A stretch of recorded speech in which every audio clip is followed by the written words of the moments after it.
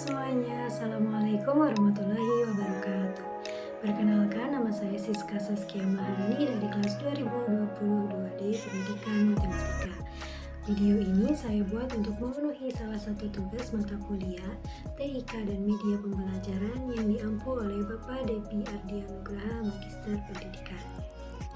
Pada video kali ini, saya akan membahas atau menerangkan tentang logika matematika. Sebelum ke materi, saya akan menjelaskan tentang kompetensi dasarnya dan tujuan dari mempelajari logika matematika pada kali ini. Nah, seperti yang Anda lihat, kompetensi dasar logika matematika yaitu menentukan nilai kebenaran dari suatu pernyataan dalam matematika dan ingkaran atau negasinya. Adapun tujuan pembelajarannya yaitu yang pertama, siswa dapat membedakan bentuk kalimat-kalimat yang merupakan pernyataan atau bukan. Siswa dapat menentukan nilai kebenaran dari suatu pernyataan dalam matematika. Siswa dapat menentukan ingkaran atau negasi dari suatu pernyataan dalam matematika. Dan yang terakhir, siswa dapat membedakan pernyataan majemuk berbentuk konjungsi, disjungsi, dan implikasi. Baiklah, untuk selanjutnya kita akan beralih pada materinya. Nah, yang pertama yaitu pengertian logika. Apa sih yang dimaksud dengan logika? Nah, logika adalah hasil pertimbangan akal pikiran yang diutarakan melalui kata dan bahasa. Dalam arti luas adalah sebuah metode dan prinsip-prinsip yang dapat memisahkan secara tegas antara penalaran yang benar dengan penalaran yang salah. Di dalam logika kita akan mengenal istilah penalaran, yang mana diartikan sebagai penarikan kesimpulan dalam sebuah argumen. Nah, untuk logika matematika sendiri yaitu pengambilan suatu keputusan atau kesimpulan yang dimana kesimpulan tersebut ditarik dari beberapa pernyataan. Nah, selanjutnya kita akan beralih pada pernyataan atau preposisi. Nah, sebelum ke pengertiannya, coba perhatikan gambar di samping ini. Yang gambar pertama yaitu Indonesia merdeka sejak tahun 1945. Wah, pernyataan yang bagus sekali. Gambar kedua, 30x ditambah 4 sama dengan 16 loh. Masa sih harus dibuktikan kebenarannya nih? Dalam matematika namanya adalah kalimat terbuka. Aku tidak bisa hidup tanpamu. Oh, jelas kalimat terbuka ini. Nah, dari gambar di samping, apa sih bedanya pernyataan dan kalimat terbuka? Oke, untuk pernyataan atau preposisi adalah suatu kalimat deklaratif yang bernilai benar atau salah, tapi tidak keduanya. Sedangkan nilai benar atau salah suatu preposisi disebut nilai kebenaran pernyataan tersebut. Nilai kebenaran tergantung pada realitas. Sedangkan kalimat terbuka adalah jenis kalimat yang belum diketahui kebenarannya. Seperti pada gambar 30x ditambah 4 sama dengan 16. Nah, kita harus membuktikannya nih, x-nya itu berapa. Jadi, ini masih kalimat terbuka yang memungkinkan itu 16 ataupun tidak. Nah, untuk lebih jelasnya, yaitu perhatikan contoh berikut. Nah, untuk contoh pernyataan yaitu Indonesia merdeka pada tanggal 17 Agustus 1945. Ingat ya, pernyataan berarti pernyataan itu yang mana sudah jelas kebenarannya ataupun sudah jelas salahnya. Nah, di sini Indonesia merdeka pada tanggal 17 Agustus 1945 yaitu benar. Maka ini disebut dengan pernyataan karena kita bisa menilai bahwa pernyataan ini tuh benar atau salah. Yang selanjutnya 3 lebih kecil daripada 5. Sudah jelas ya bahwa 3 itu lebih kecil daripada 5. Selanjutnya hukum Pitagoras berlaku pada semua segitiga. Yang selanjutnya burung dapat terbang karena memiliki sayap. Dan yang terakhir yaitu kupu-kupu menghisap nektar dari bunga. Nah, itu adalah 5 contoh dari pernyataan. Untuk contoh kalimat terbuka bisa dilihat, tukang bakso terjual 40Y ditambah 35X piring setiap harinya. Nah, kita belum tahu nih 40Y ditambah 35X itu berapa. Jadi, ini masih kemungkinannya. Jadi, kita harus membuktikannya. Itu adalah salah satu contoh kalimat terbuka. Yang selanjutnya, X adalah bilangan genap. Nah, kita belum tahu nih, X itu bilangan genap atau bilangan ganjil. Maka kita harus membuktikannya, karena belum tentu X itu bilangan genap. Yang selanjutnya, maaf ya, tadi aku ketiduran. Nah, ini juga salah satu kalimat terbuka. Karena kenapa? Karena kita belum tentu atau belum tahu nih yang sebenarnya memang dia ketiduran semalam atau tidak, atau itu hanya alasan saja. Nah, yang selanjutnya itu 11 dikurangi suatu bilangan akan menghasilkan 6. Suatu bilangan di sini tuh berapa? Jadi kita harus mencarinya. Yang terakhir yaitu kota A disebut sebagai kota yang paling bersih. Nah, sebelum kita membuktikannya, kita tidak akan tahu bahwa kota A itu kota yang paling bersih atau tidak. Nah, itu adalah pernyataan dan kalimat terbuka. Jadi bisa dibedakan ya antara pernyataan dan kalimat terbuka. Oke. Nah, yang selanjutnya kita akan beralih ke negasi atau ingkaran. Nah, dilihat negasi atau ingkaran dari suatu pernyataan adalah pernyataan lain yang diperoleh dengan menambahkan kata tidak atau menyiapkan kata bukan pada pernyataan semua. Nilai kebenaran negasi suatu pernyataan adalah kebalikan dari nilai kebenaran yang diperoleh oleh pernyataan tersebut. Ingkaran dari suatu pernyataan P dapat kita tulis seperti pada PPT yang dapat dilihat atau P garis di atas, yang dimana dibacanya tidak atau bukan P. Bila pernyataan P bernilai benar, maka ingkarannya akan bernilai salah ataupun sebaliknya. Juga ingkaran dari kata semua yaitu beberapa dan ingkaran dari kata ada yaitu beberapa. Nah, untuk lebih jelasnya agar tidak bingung, kita akan beralih pada contohnya ya.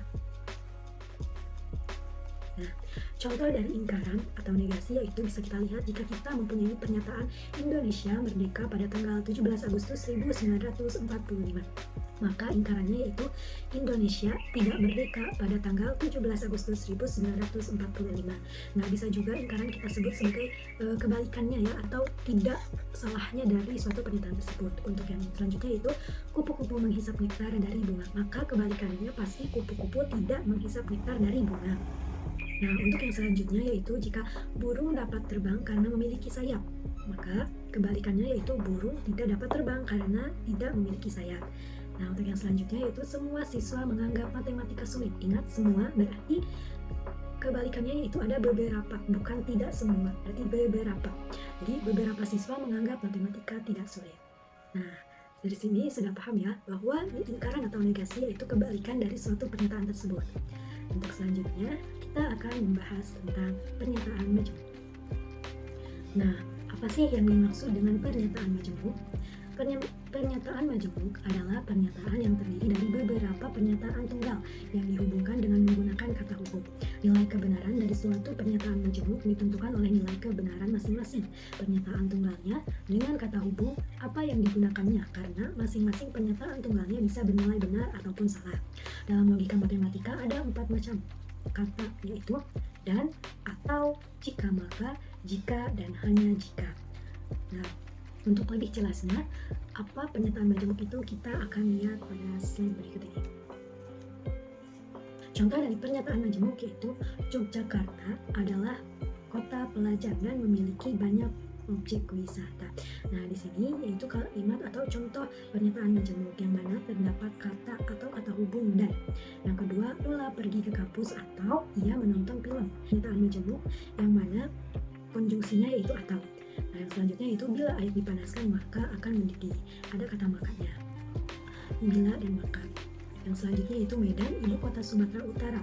Jika dan hanya jika Semarang, ibu kota Jawa Timur. Di sini ada kata jika dan hanya jika. Nah, keempat pernyataan tersebut disebut dengan pernyataan majemuk. Untuk lebih jelasnya kita akan menelisik atau meneliti satu persatu ya, dari dan, atau, jika, maka, jika, dan hanya jika. Nah, untuk kalimat dengan konjungsi dan yaitu disebut dengan konjungsi. Nah, untuk lebih jelasnya kita akan membahas pernyataan yang selanjutnya yaitu konjungsi. Apa sih yang disebut dengan konjungsi dalam logika matematika? Nah, konjungsi adalah pernyataan majemuk yang menggunakan kata hubung dan. Kata hubung dan disajikan dengan lambang V tapi ke bawah. Definisinya yaitu suatu konjungsi bernilai benar hanya bila kedua pernyataan bernilai benar. Nah, dapat kalian lihat ya di tabel kebenaran konjungsi bahwa jika pernyataan P benar dan Q benar maka hasilnya pasti benar. Untuk P-nya benar dan Q-nya salah maka itu salah. P-nya salah, Q-nya benar maka salah. Dan begitupun jika keduanya salah maka sudah jelas hasilnya salah. Jadi perlu diingat bahwa konjungsi ini jika kedua pernyataan tersebut benar maka hasilnya akan benar. Untuk lebih jelasnya kita perhatikan contoh berikut. Nah, contoh konjungsi. Indonesia adalah negara republik dan berkedudukan 12 juta jiwa. Dan maka itu ciri khas dari konjungsi. Kedua yaitu bunga melati berwarna putih dan memiliki bau yang sangat khas. Selanjutnya, Karina adalah seorang siswi yang pandai dan Arin adalah seorang siswi yang rajin. Ibu sedang memasak di dapur sedangkan ayah sedang membaca koran di halaman rumah. Yang terakhir, Wendy suka makan roti selai kacang, tetapi adiknya suka makan roti selai strawberry. Selanjutnya kita akan membahas tentang atau disebut dengan pernyataan disjungsi. Nah, kalian perhatikan di sini bahwa disjungsi adalah pernyataan majemuk yang menggunakan kata hubung atau dilambangkan dengan huruf V. Dalam logika matematika juga dibedakan menjadi dua macam disjungsi. Yang pertama itu disjungsi inklusif dan disjungsi eksklusif. Yang mana definisinya yaitu disjungsi inklusif bernilai benar jika sekurang-kurangnya salah satu pernyataan tunggalnya benar. Sedangkan disjungsi eksklusif bernilai benar bila salah satu dan tidak keduanya dari pernyataan tunggalnya benar. Nah, untuk lebih jelasnya kita akan perhatikan tabel kebenaran disjungsi. Nah, kalian perhatikan di sini tabel kebenaran disjungsi inklusif. Jika P benar, Q benar, maka akan menghasilkan benar. P benar, Q salah, maka akan menghasilkan benar. Dan jika P salah, Q benar, akan menghasilkan benar. Dan jika P salah, Q salah, maka akan menghasilkan salah. Jadi, disjungsi inklusif ini jika salah satunya benar, maka hasilnya akan benar. Berbeda dengan disjungsi eksklusif. Jika P-nya benar, Q-nya benar, maka salah. Jika P-nya benar, Q-nya salah, maka benar. Jika P-nya salah, Q-nya benar, maka benar. Dan jika keduanya salah, itu salah. Jadi, untuk disjungsi eksklusif ini, jika keduanya benar dan keduanya salah, maka itu salah. Oke, untuk lebih jelas dan memahaminya, kita beralih pada contoh disjungsi. Nah, di sini Pak Harto berlangganan harian Kompas atau Kedaulatan Rakyat. Secara lebih rincinya, yaitu diberikan sebuah pernyataan P dan Q. Pernyataan P, IR Haji Joko Widodo adalah Presiden ke-7 Indonesia. Sedangkan pernyataan Q-nya yaitu Indonesia adalah nama sebuah kota. Maka jika kita hubungkan akan menjadi IR Haji Joko Widodo adalah Presiden ke-7 Indonesia, atau Indonesia adalah nama sebuah kota. Nah, untuk pernyataan selanjutnya yaitu jika pernyataan P, sapi adalah hewan berkaki 4 dan Q, sapi merupakan hewan karnivora, maka jika kita gabungkan akan menjadi sapi adalah hewan berkaki 4 atau karnivora. Nah, sampai sini kalian bisa membedakan ya antara konjungsi dan disjungsi, dan yang paling kentara antara kedua tersebut yaitu dan ataunya. Nah, untuk selanjutnya kita akan membahas tentang jika maka, yang mana disebut dalam logika matematika itu implikasi. Apa sih implikasi itu?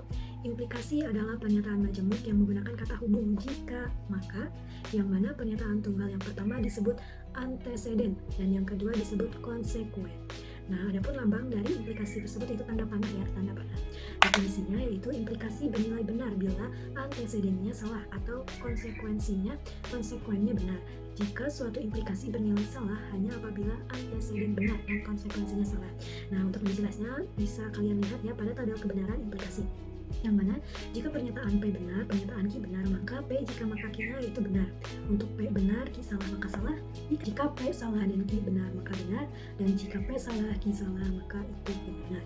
Jadi dalam implikasi ini yang bernilai salah yaitu jika P-nya benar dan Q-nya salah. Nah, untuk lebih jelasnya kita akan beralih pada contoh.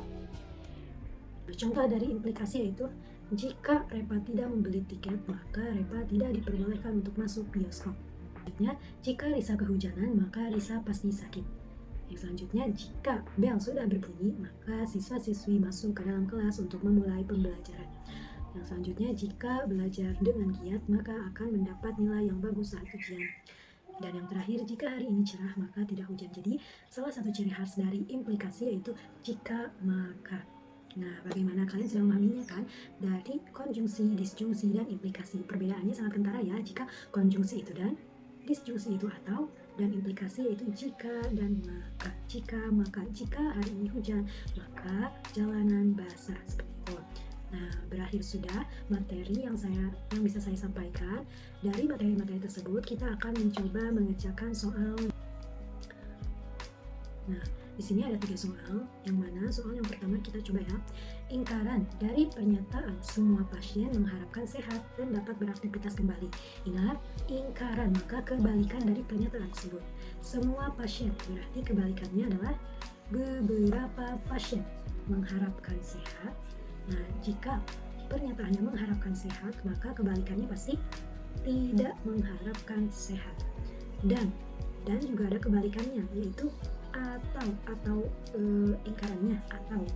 Jadi beberapa pasien tidak mengharapkan sehat atau. Nah, di sini dapat beraktivitas kembali, maka ingkaran dari dapat beraktivitas kembali yaitu tidak dapat beraktivitas kembali. Jadi kebalikannya. Nah, jika kita hubungkan akan menjadi beberapa pasien tidak mengharapkan sehat atau tidak beraktivitas kembali. Nah, kita coba mana ya jawabannya.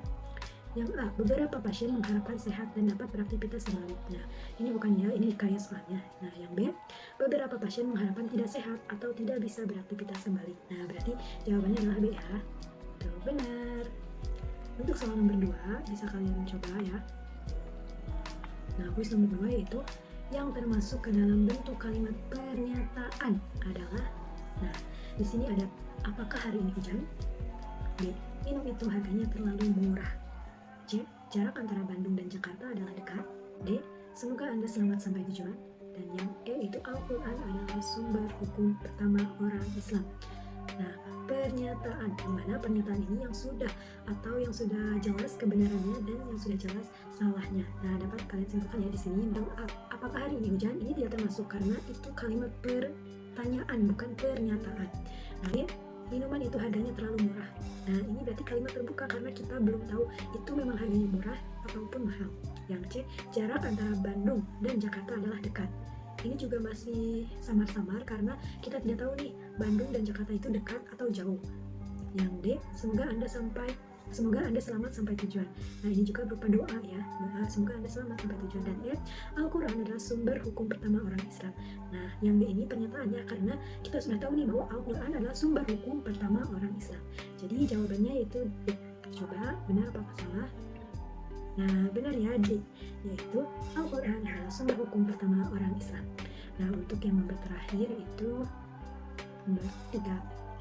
Nah, soalnya diberikan pernyataan-pernyataan berikut. Yang pertama, jika penguasaan matematika rendah, maka akan sulit untuk menguasai IPA. Kedua, IPA tidak sulit dikuasai atau iptek tidak berkembang. Dan yang terakhir, jika iptek tidak berkembang, maka negara akan semakin tertinggal. Maka dapat disimpulkan ya dari tiga pernyataan berikut, yaitu apa? Nah, yang pertama itu jika penguasaan matematika rendah, maka negara akan semakin tertinggal. Yang B, jika penguasaan matematika rendah, maka iptek berkembang. C, iptek dan IPA tidak berkembang. D, iptek dan IPA berkembang. Dan yang E, itu sulit untuk memajukan negara.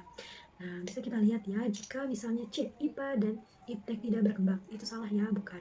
Karena di sini IPA itu tidak terlalu sulit untuk dikuasai atau iptek tidak berkembang, yang artinya IPA mudah dikuasai, juga iptek akan berkembang. Yang D, iptek dan IPA berkembang, enggak ya, ini juga salah. Terus yang E, sulit untuk memajukan negara, enggak juga, soalnya di sini ada iptek dan IPA-nya ya. Terus yang B, jika penguasaan matematika rendah, maka iptek berkembang. Nah, ini jelas salah ya, sudah terlihat di sini. Jika penguasaan matematika rendah, maka akan sulit untuk menguasai IPA. Jika penguasaan matematika rendah, maka iptek berkembang. Berarti salah ya, harusnya maka iptek berkembang. Nah, yang A, jika penguasaan matematika rendah, maka negara akan semakin tertinggal. Nah, ini ya kesimpulannya tuh, bisa dari 1, 2, dan 3. Kita simpulkan jika penguasaan matematika rendah, maka negara akan semakin tertinggal. Jadi jawaban dari soal nomor 3 yaitu A. Nah, benar. Nah, ternyata benar ya, A. Nah, yang terakhir yaitu rangkuman dari materi yang telah disampaikan. Kalian bisa melihatnya atau membacanya sendiri.